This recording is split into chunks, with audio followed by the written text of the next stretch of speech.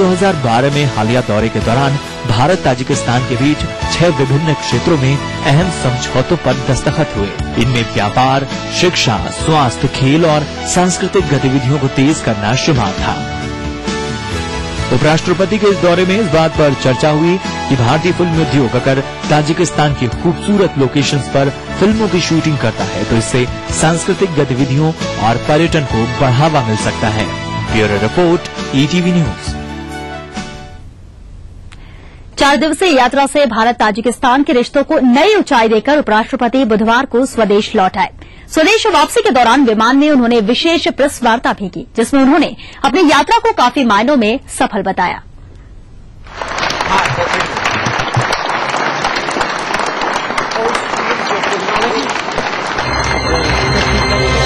उपराष्ट्रपति की इस यात्रा के दौरान भारत के सहयोग से ताजिकिस्तान में सुपर कंप्यूटर से लैस एक सेंटर ऑफ एक्सीलेंस की स्थापना पर सहमति बनी। इससे ये उम्मीद जताई जा रही है कि मध्य एशिया में नेटवर्क और सूचना प्रौद्योगिकी मजबूत हो सकेगा। वहीं ताजिकिस्तान में रोजगार के नए अवसर पैदा करने और स्किल डेवलपमेंट के लिए एक उद्यमशील विकास केंद्र की स्थापना का भी भारत ने प्रस्ताव रखा है। उपराष्ट्रपति ने ये जानकारी देते हुए खुशी जाहिर की कि भारत सरकार ने ताजिक टेक्निकल यूनिवर्सिटी के साथ मिलकर एक IT सेंटर स्थापित करने का फैसला किया है, जो ताजिकिस्तान में युवाओं के लिए वरदान साबित हो सकता है।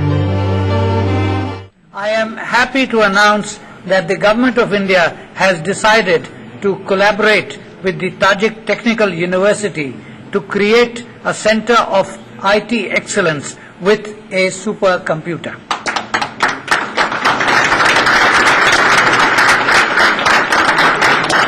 I have no doubt that this center will become the seed for the development of IT expertise amongst the young people in Tajikistan.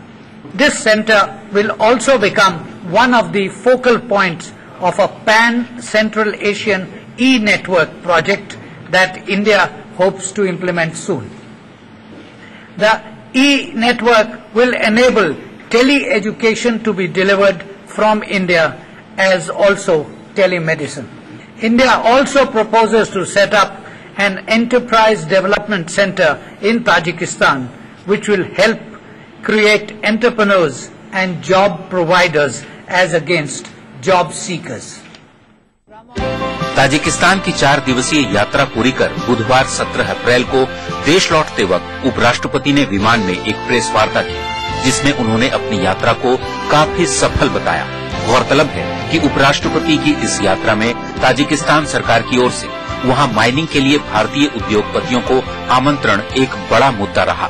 उपराष्ट्रपति की यात्रा में उनके साथ रहे ETV उर्दू और हिंदी चैनल्स के हेड जगदीश चंद्र ने भी विमान में प्रेस वार्ता के दौरान इसी मुद्दे से जुड़े सवाल पूछे। उन्होंने पूछा कि क्या भारत सरकार ताजिकिस्तान के प्रस्ताव और आमंत्रण पर आगे विचार करेगी, जिसके जवाब में उपराष्ट्रपति हामिद अंसारी ने कहा कि खनन के मामले में संबंधित देश की नीति का अध्ययन करना जरूरी होता है। Jagdish Chandra, ETV Network. His Excellency, during your discussions with the President, he has indicated a new opening in the area of mining in Tajikistan. Are you going to take up the issue with the Government of India for further follow-up when you are back to Delhi? We have been aware of the potential of mining in this country. I mean, there are public geological reports which are available to anybody who cares to look at it. The only question is twofold. One, what are the domestic government's policies? Somebody wants to come and do mining in India, I suppose we'll say, don't waste your time. We are capable of doing it ourselves.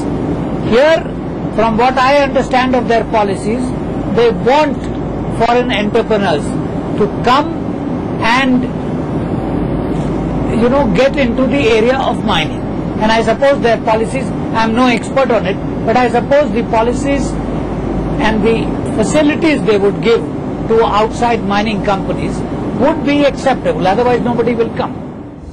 Press वार्ता में उपराष्ट्रपति हामिद अंसारी ने बताया कि उनकी Tajikistan यात्रा काफी मायनों में सफल रही और जिन मुद्दों पर चर्चा के बाद दोनों देशों की ओर से आगे बढ़ने पर सहमति बनी, निश्चय ही इससे न केवल भारत के लिए मध्य एशियाई बाजारों में पहुंच पाना आसान होगा, बल्कि ताजिकिस्तान और भारत दोनों देशों के बीच व्यापार का ग्राफ ऊपर जाएगा।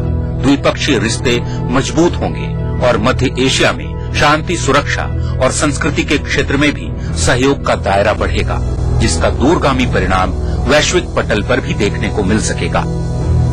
Bureau report, ETV news. Tajikistan Bharat के रिश्ते न केवल कूटनीतिक और राजनीतिक समझौतों पर आधारित हैं, बल्कि सांस्कृतिक और ऐतिहासिक मूल्यों पर भी काफी मजबूत है।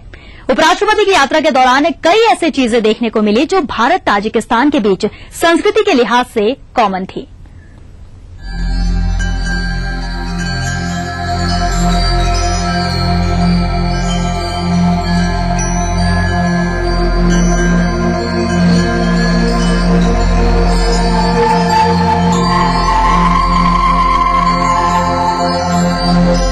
भारत और ताजिकिस्तान के बीच रिश्ते सिर्फ राजनीतिक ही नहीं बल्कि सांस्कृतिक भी हैं। भारत से हजारों मील दूर इस मध्य एशियाई देश की राजधानी दुशांबे के नेशनल म्यूजियम में भगवान बुद्ध की एक अनोखी प्रतिमा है। अनोखी इस मायने में कि ये प्रतिमा लेटी हुई अवस्था में है। दोनों देशों की सांस्कृतिक और ऐतिहासिक संबंधों की प्रतीक ये प्रतिमा यहाँ आने वाले लोगों को आकर्षित करती है। उपराष्ट्रपति हामिद अंसारी ने भी नेशनल म्यूजियम का दौरा किया। म्यूजियम देखने के बाद उन्होंने कहा कि ये इस बात का सबूत है कि हम सभी की सांस्कृतिक विरासत एक है और लंबे समय से विचारों का आदान प्रदान होता रहा है। ये प्रतिमा 1996 में तत्कालीन सोवियत संघ के पुरातत्वविदों को दक्षिणी ताजिकिस्तान के अजीना टिप्पा में एक बौद्ध मठ के उत्खनन के दौरान मिली थी। अजीना टिप्पा उस प्राचीन रेशम मार्ग पर स्थित था जो चीन को यूरोप और मध्य एशिया के साथ भारतीय बंदरगाहों से जोड़ता था। विजिटर्स बुक में उपराष्ट्रपति हामिद अंसारी ने लिखा कि वो इस शानदार म्यूजियम में रखी प्रतिकृतियों से काफी प्रभावित हैं और बुद्ध की अनोखी प्रतिमा को संरक्षित रखने के लिए ताजिकिस्तान की सरकार को बधाई देते हैं। उन्होंने ये भी लिखा कि इस म्यूजियम में प्राचीन काल में दोनों देशों में विचारों के आदान प्रदान के साथ ही व्यवसाय और लोगों के बीच का संबंध प्रत्यक्ष दिखता है। आज के समय में भी हमारे मजबूत संबंध हैं और मैं उम्मीद करता हूँ कि ये संबंध और मजबूत होंगे। बताया जाता है कि 7वीं सदी में अरब आक्रमण के समय ताजिकिस्तान में बड़ी संख्या में बौद्ध धर्म मानने वाले लोग थे। ताजिकिस्तान में बॉलीवुड के गीत खासे लोकप्रिय हैं। मोहम्मद रफी और नाजिया हसन के हमनाम गायक यहाँ के लोगों को भारतीय फिल्मी गानों के साथ भारतीय शास्त्रीय संगीत से मंत्रमुग्ध कर देते हैं।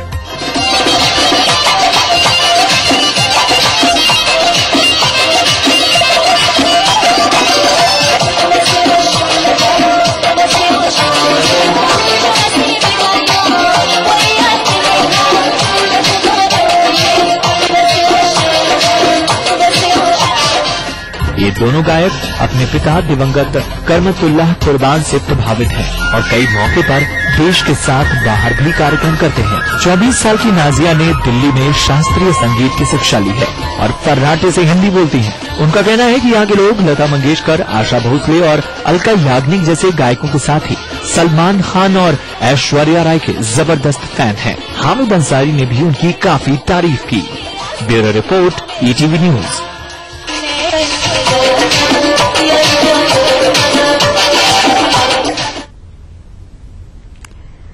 और उपराष्ट्रपति की ताजिकिस्तान यात्रा पर विस्तार से चर्चा के लिए इस वक्त हमारे साथ हैं एटीवी उर्दू और हिंदी चैनल्स के हेड जगदीश चंद्र।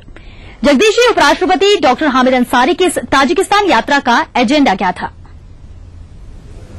जहां तक उपराष्ट्रपति डॉक्टर हामिद अंसारी की ताजिकिस्तान यात्रा के एजेंडे का प्रश्न है, यह एक इम्पोर्टेंट डिप्लोमेटिक मिशन था, एक महत्वपूर्ण कूटनीतिक यात्रा थी।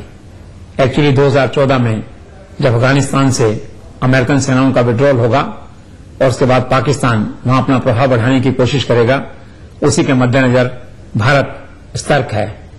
आने वाले वर्ष में भारत इस पे अपनी पूरी निगाह रखे हुए है। ताजिकिस्तान की सीमाएं ईरान, अफगानिस्तान, चाइना और पाकिस्तान नियंत्रित कश्मीर से मिलती हैं। इस दृष्टि से भारत ने ताजिकिस्तान में एक मेजर जनरल स्तर का अधिकारी मिलिट्री अटैची के रूप में लगा रखा है। इस देश के सामरिक महत्व को देखते हुए ही भारत इस देश पर पूरी निगाह रखे हुए है। और जहां तक यात्रा के एजेंडे का सवाल है, भारत और ताजिकिस्तान के बीच बरसों पुराने सांस्कृतिक, ऐतिहासिक और सामरिक संबंध रहे हैं। इन्हीं संबंधों को मजबूत करने के लिए डॉक्टर अंसारी की यह यात्रा हुई है। इस बारे में उनका खुद का मानना था कि इस यात्रा का मेन पर्पज दोनों देशों के बीच जो डिप्लोमेटिक टाइज हैं, जो डिप्लोमेटिक इंटरेक्शन है, उसकी फ्रीक्वेंसी बढ़ाना था, उसे और अधिक मजबूत करना था। तो बस यही था डॉक्टर अंसारी की इस यात्रा का एजेंडा। जगदीश जी, क्या उपराष्ट्रपति डॉक्टर हामिद अंसारी इस यात्रा से संतुष्ट थे और ये यात्रा किन मायनों में सफल रही? यह सच है कि डॉक्टर अंसारी की तजाकिस्तान यात्रा बेहद सफल रही। उपराष्ट्रपति खुद इससे संतुष्ट नजर आए। इस यात्रा में 3 महत्वपूर्ण उपलब्धियां देखने को मिली। पहली ये कि क्रॉस बॉर्डर टेररिज्म के मुद्दे पर दोनों देशों के बीच बातचीत हुई। दोनों देश टेररिज्म के दुष्परिणाम भुगत चुके हैं। दोनों देशों में इस बात पर सहमति बनी कि इसके लिए जो वर्किंग ग्रुप बना हुआ है उसकी बैठकें रेगुलर होनी चाहिए, उनकी फ्रीक्वेंसी बढ़नी चाहिए। इस दृष्टि से यह एक महत्वपूर्ण तथ्य था जो इस बैठक में सामने आया। दूसरी महत्वपूर्ण सफलता यह रही कि वहां के राष्ट्रपति ने उपराष्ट्रपति के साथ बातचीत में भारत सरकार और यहां के उद्यमियों को वहां आमंत्रित किया है कि वे वहां आएं और माइनिंग के काम में योगदान करें, माइनिंग के प्रोजेक्ट्स को अपने हाथ में लें। सिल्वर और प्रेशियस स्टोन्स की बहुत बड़ी माइंस उस देश में मौजूद हैं। ऐसा माना जाता है कि उपराष्ट्रपति के यहां अब लौटने के बाद इस दिशा में भारत सरकार इस मुद्दे को आगे फॉलोअप करेगी। इस दृष्टि से भारत के खान मालिकों के लिए वहां जाकर खान के व्यवसाय में इन्वेस्ट करने का एक नया युग, एक नया बाजार खुल गया लगता है। इस यात्रा की तीसरी सफलता यह रही कि तजाकिस्तान को एक टूरिस्ट डेस्टिनेशन के रूप में डेवलप करने के लिए, भारतीय फिल्मों की शूटिंग के लिए एक शूटिंग डेस्टिनेशन के रूप में डेवलप करने के लिए दोनों नेताओं के बीच एक सहमति बनी है। श्रीनगर जैसे सुंदरता और श्रीनगर जैसी खूबसूरती वहां पे देखने को मिलती है। उस देश में 1000 नदियां हैं, 13,000 से ज्यादा बड़े बर्फीले ग्लेशियर हैं और ऐसा माना जा रहा है कि अगर दोनों देशों के बीच डायरेक्ट फ्लाइट शुरू हो जाती हैं तो फिल्म निर्माता शायद शूटिंग के लिए वहां भी जाने लगे। इसी तरह दोनों देशों के नेताओं के बीच इस बात पे सहमति बनी है कि डायरेक्ट फ्लाइट्स होनी चाहिए। अब देखना यह है कि एयरलाइंस या नागरिक उड्डयन विभाग इस प्रस्ताव को कैसे आगे बढ़ाता है। लेकिन यह एक महत्वपूर्ण ओपनिंग इस यात्रा के दौरान हुई है जिसमें इस बात पे सहमति बनी है कि दोनों देशों को टूरिज्म के क्षेत्र में आपसी सहयोग बढ़ाने और तजाकिस्तान को एक वर्ल्ड लेवल के टूरिस्ट डेस्टिनेशन के रूप में विकसित करने के लिए जो भारत की भूमिका है उसे हमें एक्सप्लोर करना चाहिए। तो कुल मिलाकर इन तीनों बिंदुओं की दृष्टि से यह यात्रा काफी सफल रही। जगदीश जी, एक आखिरी सवाल, क्या ताजिकिस्तान की राजधानी दुशांबे में अंसारी की यात्रा को लेकर लोगों में क्रेज था और वहां का जनजीवन कैसा है? निश्चित तौर पर तजाकिस्तान की राजधानी में उपराष्ट्रपति की यात्रा को लेकर उत्साह था। लोग वहां उत्सुक थे एक मुस्लिम उपराष्ट्रपति को देखने के लिए। उन्हें माइनॉरिटीज के होने के कारण से इनके साथ एक अपनापन दिखाई देता है। इन देशों में विदेश सेवा में होने के कारण डॉक्टर अंसारी लंबे समय तक राजदूत और दूसरे पदों पर रह चुके हैं। इसलिए सेंट्रल एशिया में डॉक्टर हामिद अंसारी का नाम कोई नया नहीं है, हर कोई इन्हें जानता है। इनकी बेसिक रेपुटेशन वहां पे एक स्कॉलर की है, एक टैलेंटेड व्यक्ति की है, एक मॉडरेट स्टेट्समैन की है। कुल मिलाकर वहां की लीडरशिप में और वहां की आम जनता में इस यात्रा को लेकर दिलचस्पी थी, उत्सुकता थी, रुचि थी और उत्साह था। जहां तक आम आदमी के जनजीवन का सवाल है, उस शहर में आम आदमी का जनजीवन अच्छा है, सामान्य है।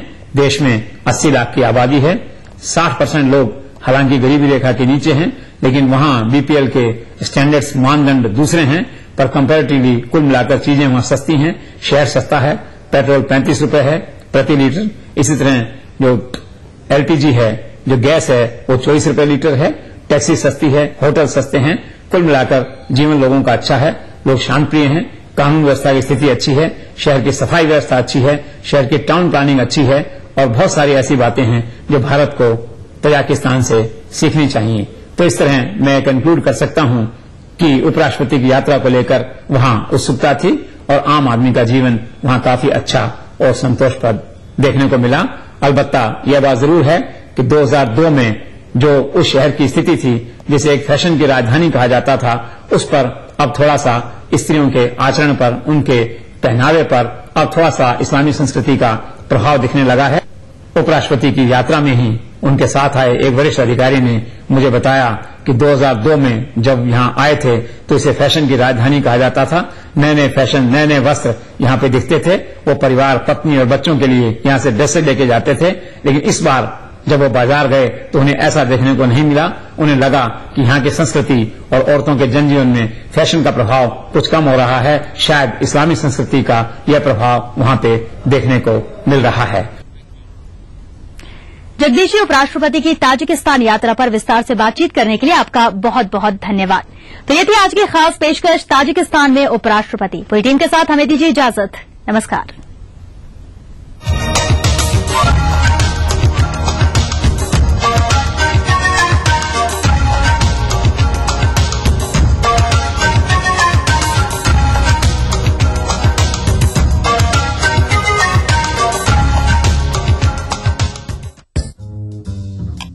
जो है मुंबई के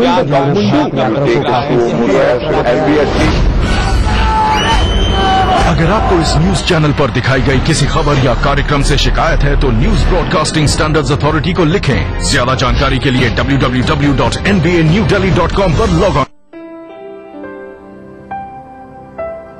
सफल होने के लिए सपने देखना जरूरी है और उन सपनों को साकार करने के लिए आकाश जरूरी है। आकाश, अब सफलता दूर नहीं।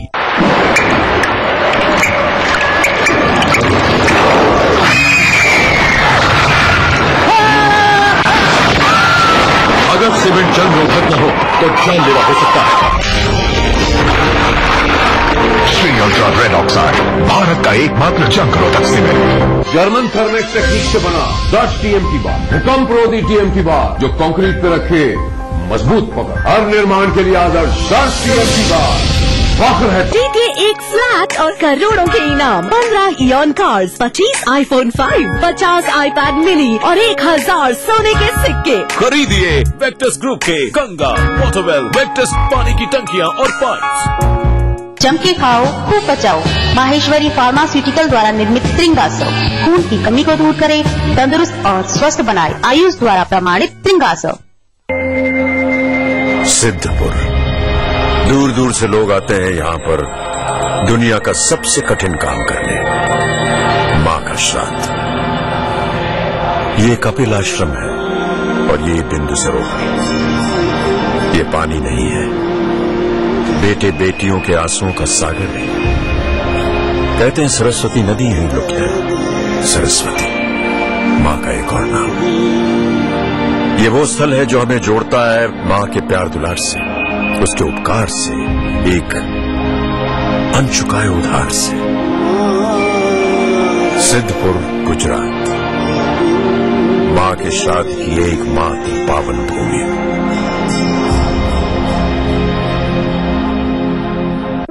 An institution with 25 years of leadership, trust of more than 3 lakh students, best faculty, best system and proven results. Trusted name in the field of IIT JEE, AIEEE, pre-medical and pre-nurture. Allen Career Institute, Kota, Rajasthan. Your path to success. German Thermax technique से बना 10 TMT बार, भूकंप रोधी TMT बार जो concrete पे रखे मजबूत पकड़, हर निर्माण के लिए आदर्श 10 TMT बार। फख्र है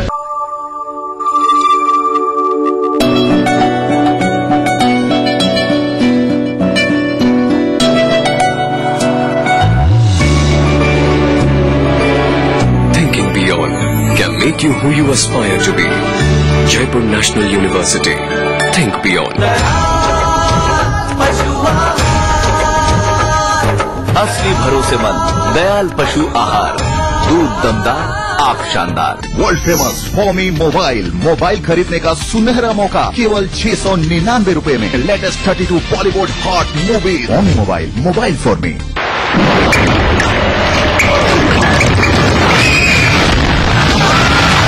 सीमेंट जंग रोधक न हो तो जानलेवा हो सकता है। Shri ultra red oxide, Bharat का एकमात्र जंग रोधक सीमेंट।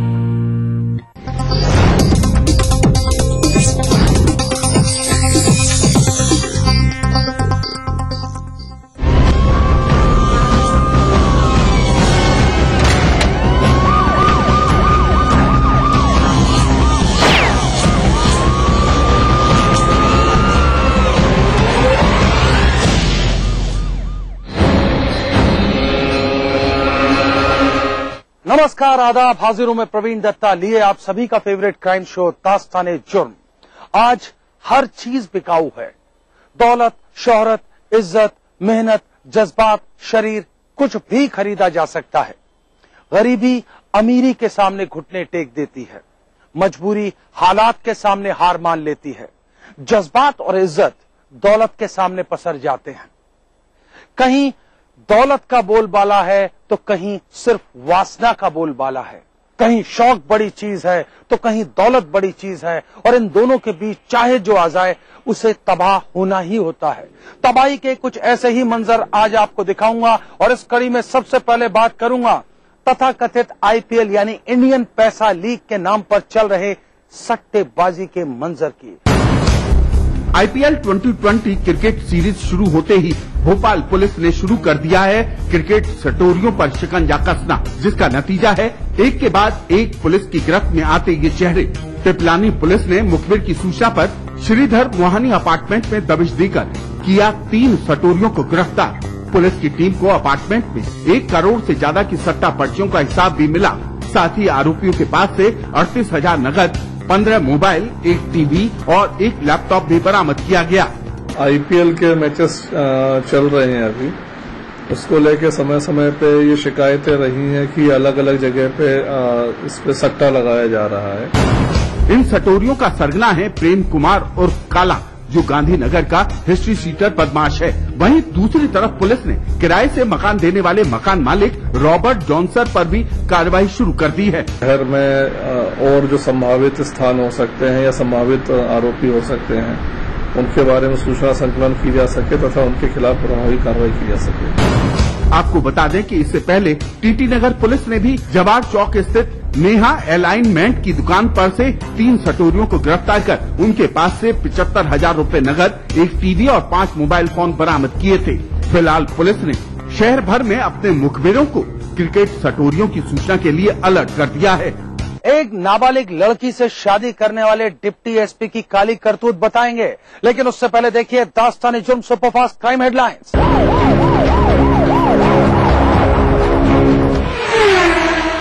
कल हुए बेंगलुरु धमाके का सुराग देने वाले को 5 लाख के इनाम की पुलिस ने की घोषणा।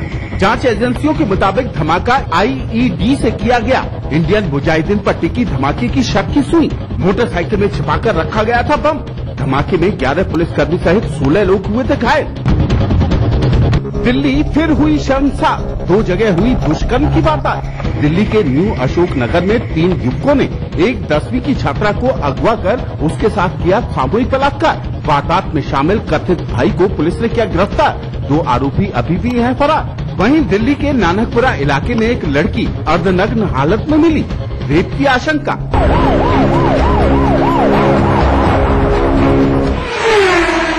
हमारे देश में सरकारें बाल विवाह को रोकने के लिए इतना प्रचार प्रसार करती हैं कि बच्चे बच्चे को पता है कि बाल विवाह एक अपराध है, लेकिन फिर भी बाल विवाह थमते नजर नहीं आते। इसके बहुत से कारण हो सकते हैं, लेकिन अब जो जुर्म की सच्ची दास्तान आप देखेंगे उसके बाद हो सकता है आपकी आंखें फटी की फटी रह जाएं। हम बात कर रहे हैं छत्तीसगढ़ में तैनात एक डिप्टी एसपी की, जो पकड़े गए एक मंदिर में 13 साल की नाबालिग लड़की के साथ शादी करते हुए। नाबालिग लड़की की और उसके बाप की लाचारी या मजबूरी तो समझी जा सकती है, लेकिन इन डिप्टी साहब की दलील बिल्कुल समझ के बाहर है।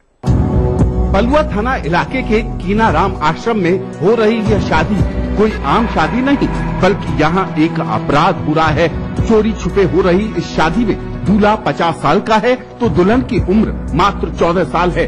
नाबालिग से शादी कर रहा यह शख्स है प्रद्युम्न नारायण सिंह यादव। जी हाँ, प्रद्युम्न नारायण यादव छत्तीसगढ़ की राजधानी के सचिवालय में तैनात हैं और वो भी छत्तीसगढ़ पुलिस में डिप्टी एसपी के पद पर। यह साहब चंदौली में एक नाबालिग लड़की के साथ विवाह करते पकड़े गए और जब पुलिस इनसे पूछताछ करने मंदिर पहुंची तो चकमा देकर निकलने की कोशिश में थे, लेकिन आश्रम के बाहर मीडिया ने इन्हें पकड़ लिया और जब सफाई मांगी तो साहब का क्या कहना है आप खुद ही सुन लीजिए। माइनर लड़की से विवाह कर रहे थे। नहीं गलत बात है। अभी उनके फादर पूछिए, उसके यहाँ से उसको पूछिए जाके। शादी आदि छोड़ के दूरी छोड़ के भाग रहे हैं आप, इस तरह की बात? नहीं शादी उदी हो गई है, सब शादी हो गई है। लड़की को बालिग और अपने आप को निर्दोष बताने वाले इन साहब को बलुआ पुलिस ने हिरासत में लेकर छानबीन शुरू की तो पता चला कि जिस विद्यालय में यह लड़की पढ़ती है उसके स्कॉलर रजिस्टर में इस लड़की की जन्म दिनांक 15 जुलाई 1999 दर्ज है, यानी लड़की की उम्र मात्र 13 साल 9 महीना है। जांच के बाद लड़की के पिता और डिप्टी एसपी साहब को पुलिस थाने ले आई, जहां लड़की के पिता ने बताया कि गरीबी के चलते उन्होंने इसकी शादी कराई है। सर अपनी गरीबी है और हमें 2 लड़कियां थी, किसी तरह शादी कर लिए, कमाई नहीं है, 1 बीघा खेती है, उसे खर्च नहीं चल पाता है, मैं किसी तरह घर घर नौकरी करके अपना व्यतीत करता हूँ।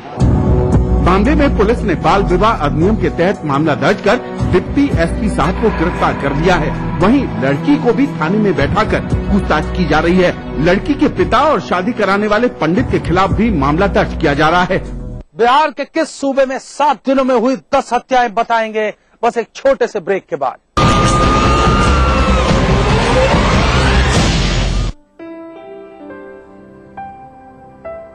सफल होने के लिए सपने देखना जरूरी है और उन सपनों को साकार करने के लिए आकाश जरूरी है। आकाश अब सफलता दूर नहीं।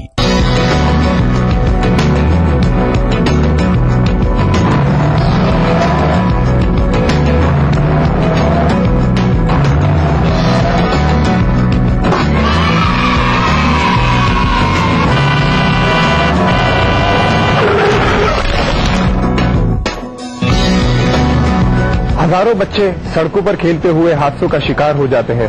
बच्चों, खेलो डट के, बट सड़कों से हटके।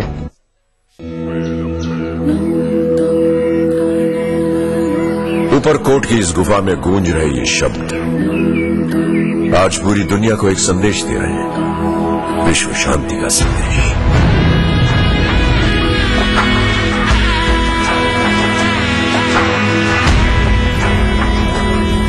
बचपन में एक बार दोस्तों से झगड़ा करके आया था, तो मां ने कहा शांत रहना सीखो। जानते नहीं तुम्हारा नाम गौतम बुद्ध के नाम पर रखा गया है। शांति का वही संदेश जूनागढ़ की इस चट्टान पर भी लिखा है। हम इसे पढ़ नहीं पाते मगर फिर भी समझ लेते हैं।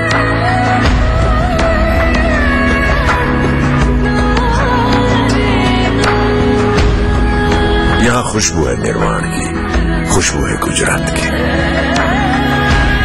कहाँ मिलेगी इतनी शिक्षा किसी भी किताब में। कुछ दिन तो गुजारो गुजारो। मोहतरमा, मामा, बेबी, मामा, मिया, खाइए तो सही। मामा मिया। मीठे से भी मीठा मामा मिया।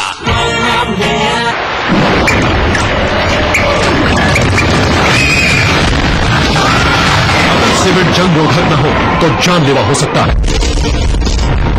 रेड ऑक्साइड, भारत का एकमात्र जंग रोधक सीमेंट। मम्मा, सूरज को गर्मी क्यों नहीं लगती? क्योंकि वो आसमान के टुकड़े से नहाता है। आसमान का टुकड़ा? आसमान के टुकड़े से नहाए, बादलों को तौलिया बनाए, झिलझिलाते को झिलझिलाते बनाए। ग्लिसरीन और मिंट एक्सट्रैक्ट से भरा बेस बनाए रखे त्वचा को सॉफ्ट और फ्रेश समर्स में भी। आपको गर्मी नहीं लगती? मासूम त्वचा, मासूम बेस। नूरानी तेल की मालिश बचपन से बुढ़ापे तक का साथ। नूरानी तेल ढक्कन पर नैनी का मशहूर और इको ट्रेडमार्क देखकर ही खरीदो। आ से वाह, क्या बात। अगर बेचना है आपकी आदत और जीतना है आपकी फितरत, तो आप बन सकते हैं सेल्स का बाजीगर। सुकैब प्रेजेंट्स यूटीवी सेल्स का बाजीगर in partnership with Dainik Jagran. जल्द आ रहा है आपके शहर में। ज्यादा जानकारी के लिए लॉग इन करें। तो भैया वेरी सिंपल, हमें अपने सेल्स का हुनर दिखाइए। क्या पता ये मौका आपकी